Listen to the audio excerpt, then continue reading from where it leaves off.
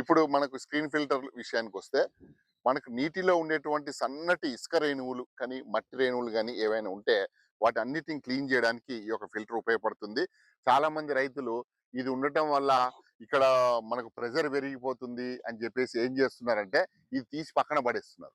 పక్కన పడేయడం వల్ల ఇందులో ఉండేటువంటి ఈ సన్నటి మట్టి రేణువులన్నీ కూడా ఆ డ్రిప్పర్ లోపల బ్లాక్ అయిపోయి ఆ డ్రిప్ అనేది దేనికి పనికి రాకుండా పోయేటువంటి పరిస్థితులు ఉన్నాయి. కాబట్టి ఇది మన గుండె లాంటిది. ఇది కంపల్సరీ ఇది ఉంటేనే డ్రిప్ పనిచేస్తుంది. లేని పక్షంలో డ్రిప్ అంతా కూడా బ్లాక్ అయ్యేటువంటి అవకాశం ఉంది. కాబట్టి ఖచ్చితంగా ఈ యొక్క మెష్ అనేది మెయింటైన్ చేస్తూ ఉండాలి. ఈ మెష్ రెగ్యులర్ గా క్లీన్ చేస్తూ ఉండాలి. ఎప్పుడైతే దీన్ని క్లోజ్ చేసుకొని రన్నింగ్ లో ఉండేటప్పుడే ఈ ట్యాప్ కనుక ఓపెన్ చేస్తే ఇందులో ఉండేటువంటి డస్ట్ అంతా కూడా బయటకు వెళ్ళిపోతుంది. అది రోజుకు 1 నిమిషం 2 నిమిషాలు చేస్తే సరిపోతుంది. అట్లా కాకుండా వారానికి ఒకసారి కానీ 3 రోజులకు ఒకసారి కానీ ఒకసారి ఇది కనుక బయటికి తీసి దీన్ని నీటి కింద పెట్టేసి నీట్గా చేతితోటి కనుక కడగాలి. అట్లా కాకుండా పీచు ఇవన్నీ పెట్టి కడిగినప్పుడు ఏమవుతుందంటే ఇదంతా చీరిపోయి మనకు డ్యామేజ్ అయిపోతుంది. మళ్ళీ ఇది కొనాలంటే 2000 రూపాయలు, మీరు ఫుల్ కాస్ట్ పెట్టాలంటే 2000 రూపాయలు ఖర్చు అవుతుంది. కాబట్టి మీరు చేతితోటి మాత్రమే నీట్గా కడిగేసి పెట్టండి. ఎందుకంటే ఒకవేళ ఇది బ్లాక్ అయింది అనేది ఎట్లా తెలుసుకుంటాం మనం? ఇది బ్లాక్ అయినప్పుడు ఇక్కడ భయంకరంగా ప్రెజర్ పెరిగిపోతుంది. ప్రెజర్ పెరిగిపోవడం వల్ల 2 రకాలుగా ప్రెజర్ పెరుగుతుంది. ఎప్పుడు పెరుగుతుంది ప్రెజరు? అక్కడ ఏదైనా వాల్ కనుక క్లోజ్ చేస్తే ప్రెజర్ పెరుగుతుంది. లేదు ఇక్కడ ఫిల్టర్ కనుక బ్లాక్ అయితే కూడా ప్రెజర్ పెరుగుతుంది. కాబట్టి అది ఎందువల్ల బ్లాక్ అయింది అనేది వెంటనే మనకి ఇదొక ఓపెన్ చేసుకొని ఇదంతా క్లీన్ చేసుకుంటే అప్పుడు మనకి ఈ బ్లాక్ అయింది కూడా మొత్తం క్లియర్ చేసుకునేటువంటి అవకాశం ఉంది. కాబట్టి 7 సంవత్సరాలు లైఫ్ రావాలంటే ఈ ఫిల్టర్ని రెగ్యులర్గా క్లీనింగ్ చేసుకుంటే సరిపోతుంది అనమాట. నెక్స్ట్ ఇది అయిపోయిన తర్వాత నెక్స్ట్ కొంత మట్టి రేణువులు అక్కడ లాస్ట్లో పీవీసీ ఫ్లష్ వాల్స్ ఉంటాయి. అది ఎంతమంది ఓపెన్ చేస్తున్నారు? కనీసం వారానికి ఒక్కసారి అయినా సరే పీవీసీ ఫ్లష్ వాల్స్ ఉంటాయి. అది వారానికి ఒక్కసారైనా ఓపెన్ చేస్తే అందులో ఉండేటువంటి డస్ట్ అంతా బయటకు వెళ్ళిపోతుంది. తర్వాత లాటరల్ ఎండ్ క్యాపులు ఎంతమంది ఓపెన్ చేస్తున్నారు?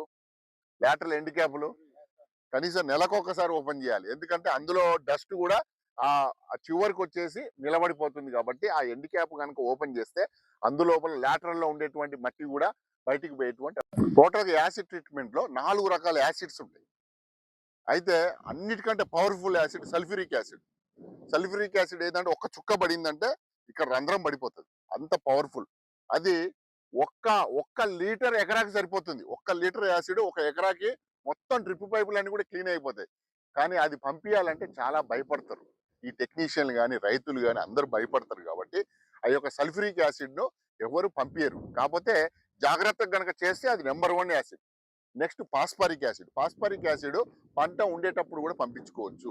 ఎందుకంటే అందులోపల డిఏపి ఉంటుంది, సూపర్ ఉంటుంది. కాబట్టి మీరు మొక్కలకు వేసేటువంటి దుక్కిలో వేసేటువంటి డిఏపిని తగ్గించవచ్చు, సూపర్ను తగ్గించవచ్చు. ఇప్పుడు ఉండేటువంటి ఈ రేట్లన్నీ పెరిగినటువంటి క్రమంలో పాస్పరిక్ యాసిడ్ కనుక డ్రిప్ ద్వారా పంపించుకుంటే వాటి మోతాదును తగ్గించుకోవచ్చు. నెక్స్ట్ 3వ యాసిడ్ ఏంటి? Nitric acid. నైట్రిక్ యాసిడ్ అనేది పేలే స్వభావం ఉంటుంది. కాబట్టి దాన్ని మార్కెట్లో ఎవరు కూడా షాప్లో పెట్టడం లేదు. నెక్స్ట్ 4వ acid hydrochloric acid. Hydrochloric acid అంటే ఇప్పుడు మనం వాడింది హైడ్రోక్లోరిక్ యాసిడ్. ఇది బాత్రూమ్ క్లీన్ చేసే యాసిడ్.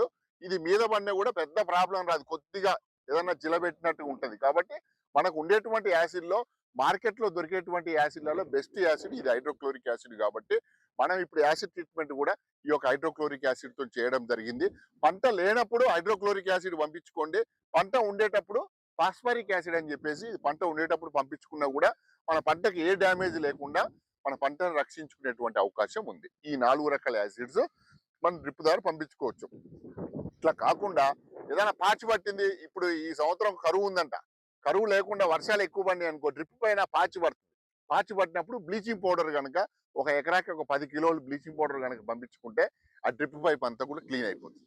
పాచి పట్టినప్పుడు బ్లీచింగ్ పౌడరు, మనకు ఉప్పు తోటి పేరుకొని పోయినప్పుడు ఈ యొక్క యాసిడ్ హైడ్రోక్లోరిక్ యాసిడ్ కనుక పంపించుకుంటే మీ డ్రిప్ పైపు క్లీన్ అయ్యేటువంటి అవకాశం ఉంది.